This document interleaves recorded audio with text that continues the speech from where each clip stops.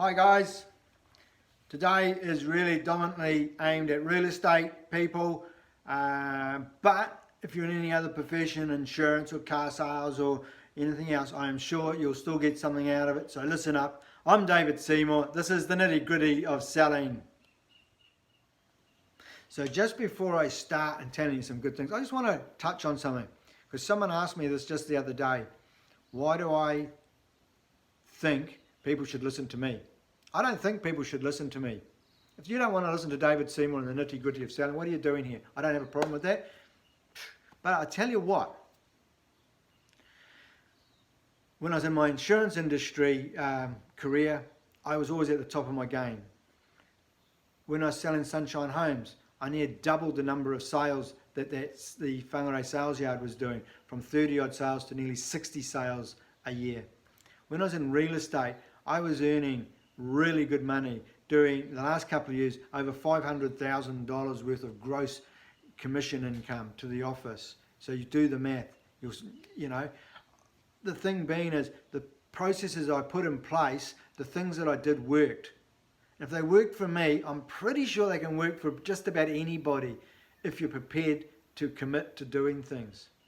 So here are two ideas that I suggest you try. All too often I hear real estate people saying, and I had this when I was in the industry for 8 years, I hear people say, I haven't got time to do more prospecting, I haven't got time to go and do networking meetings and so forth because I've got listings to deal with. Well, I want you to think about this. Here's the challenge. If you've got, say, 3 or 5 listings and you think that you're busy, well, you're fucking wrong. I've worked with salespeople and I've been in a situation myself where we would have 10, 12, 14 listings on the go and we were doing them justice and we were getting them sold. So here's the thing. If you exaggerated it and said every listing that you have takes 3 hours a week to deal with, from doing the open home, doing the marketing, doing the follow-ups, doing the private viewings and going and having a chat to the vendor once or twice a week and those sort of things, and phone calls to the vendor and that sort of carry on. Well, that was 3 hours a week, say, and you had 5 listings.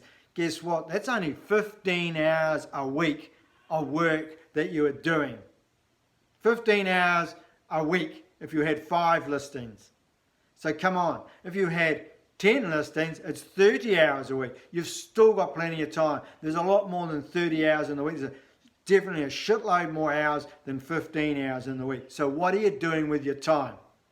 You need to actually quantify that. And what are you spending your time on? It's, you need to have a proper time management plan in place so you know that you're doing certain tasks at a certain time every week. Get into the habit of working to a plan. It's called time management. Now, most salespeople suck at time management because you just wait for the phone to ring. Someone says, oh, can I look at this house this afternoon? You go, yep, sweet, boom, I'm there. Well, what you really want to be doing is going, look, I can't fit you in then, but I can do it then because I've got other appointments, I've got other commitments. And don't be afraid to actually schedule your meetings when it suits you. That's the thing. Manage your time. Don't let other people manage your time for you. So that was the first part of the video today, is time management. The second part is finding more prospects, and that's a real easy one here today, is that if you've been in the business for a year, maybe a couple of 2, 3, 4 years, 5 years even, longer, doesn't matter, there will be a truckload of appraisals that you have done that never actually ever went to the market. They just wanted an opinion on their property, but you have never ever been back to them.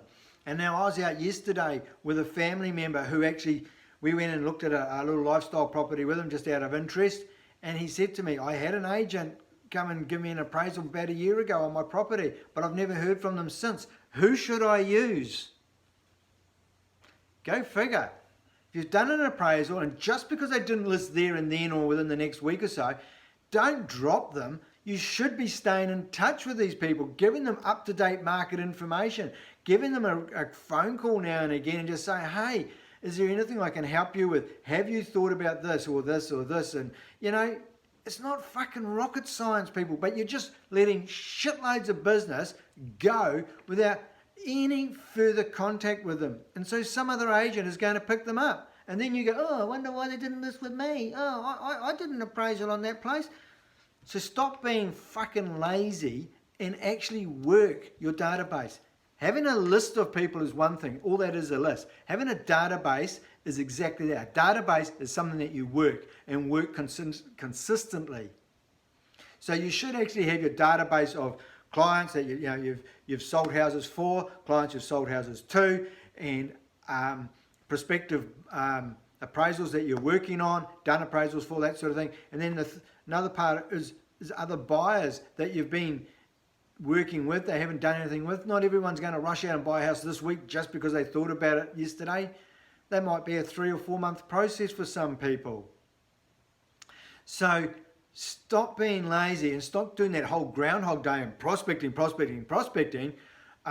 unnecessarily when you've got probably a gold mine, a gold field, acres of diamonds, as Michael Springford used to say, right under your nose if you just use them. Use those contacts. Stay in touch. Time management. Make sure you're actually using your time wisely and that you're in charge of your time, not your clients. And secondly, make sure that you're actually using the information that you've gained through vendors, purchasers, buyers, appraisals, and that sort of thing. Make sure you build a workable database. I'm David Seymour. That's the nitty-gritty of selling today. You should go out and do a shitload of business now. Alrighty.